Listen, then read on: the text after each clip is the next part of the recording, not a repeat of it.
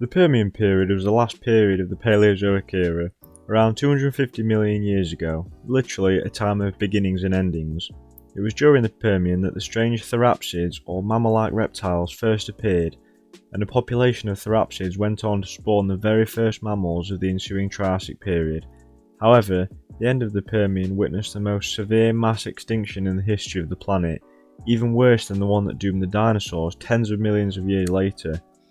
As during the preceding Carboniferous period, most of the Earth's landmass remained locked up in the supercontinent known as Pangaea.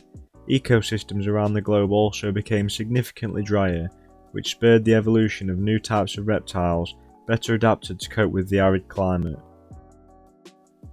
If you haven't already, go check out my last video where I speak about the Carboniferous period and some of the creatures that evolved during that time, which would then lead to creatures that evolved during the Permian period.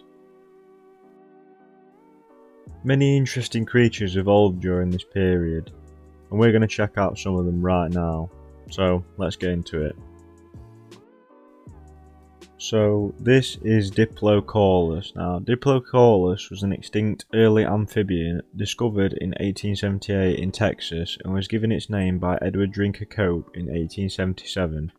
Its name means double caul because it has a very distinctive head that looks like a boomerang. It has been theorised that its head was so unusual because it made it harder for it to be eaten by predators. A lot of the prehistoric creatures that swam in those waters probably wouldn't have wanted to struggle trying to swallow such an oddly shaped creature and would therefore leave it alone, opting for easier prey. However, other scientists believe that its head may have been used as a hydrofoil.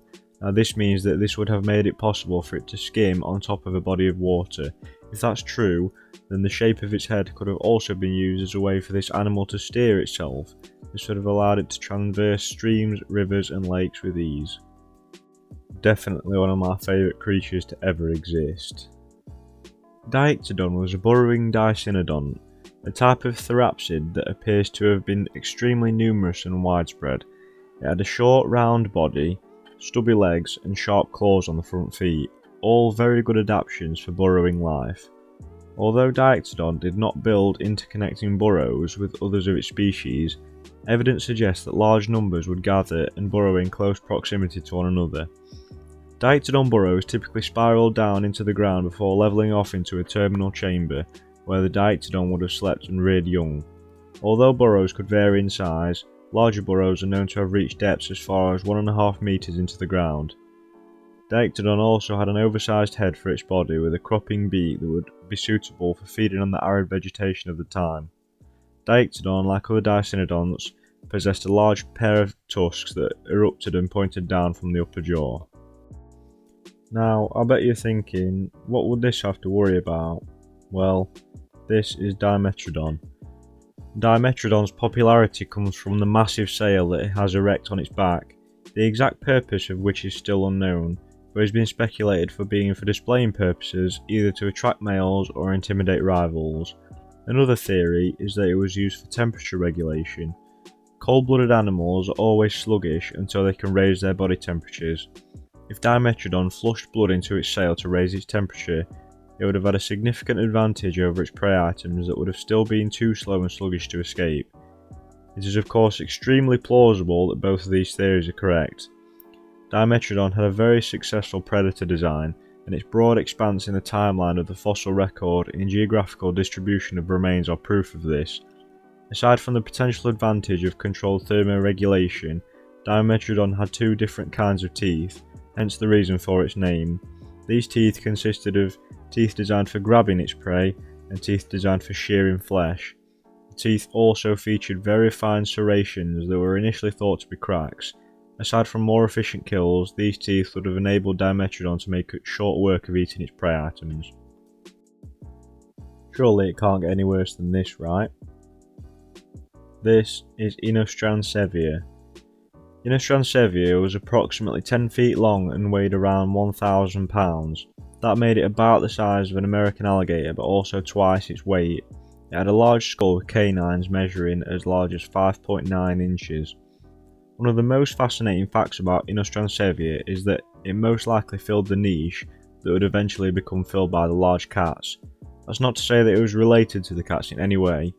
but only that it would have been behaved like cats such as saber-toothed tigers or modern lions. It would have hunted alone and ambushed its prey whenever it got the chance. More than likely, after it would ambush its intended prey, it would then sink its teeth into the throat, much like a saber-toothed tiger would do. Scientists also believe that it probably had skin that was either grey or brown, so it could blend into its environment. When you take into consideration the large size, big teeth, camouflage-like colouring and stealthy ways, then it's quite easy to say that this animal was probably one of the apex predators of its time. Now, I've shown you some of the creatures that inhabited the land. Now I bet you're thinking, what sort of creatures were in the oceans? They can't be worse than what's on the land, right? Well, I'm about to show you something that will change your mind. This is Helicoprion. Helicoprion is one of the strangest sharks in the fossil record. Although at the time that Helicoprion swam the oceans, there are actually many sharks that did not conform to the standard form that we know today.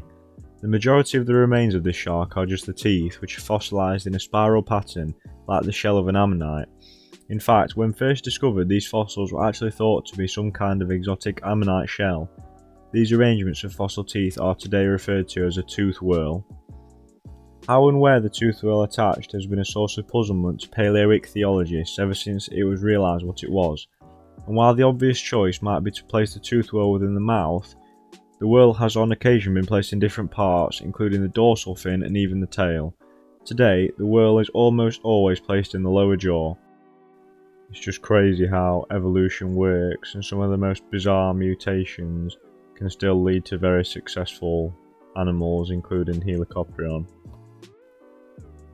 Now this is Mesosaurus. This is one of the first reptiles to return to an aquatic lifestyle. The nostrils are on top of the skull and the legs are more suited for aquatic movement than on the land. The tail may have sported a fin similar to the early tetrapod amphibians, and the feet were webbed. As an early reptile, it is possible that Mesosaurus would have had to return to the land to lay its eggs. The teeth of Mesosaurus are very fine and were originally interpreted to have formed a comb-like structure for filtering food out of the water. However, further specimens have cast doubt upon this method of feeding, as the teeth are always too few to form such a structure. With this in mind, it is more likely that Mesosaurus hunted small fish and invertebrates. It is generally considered that Mesosaurus dwelt in fresh water. It's definitely possible that creatures like this led to the evolution of crocodiles that we know today.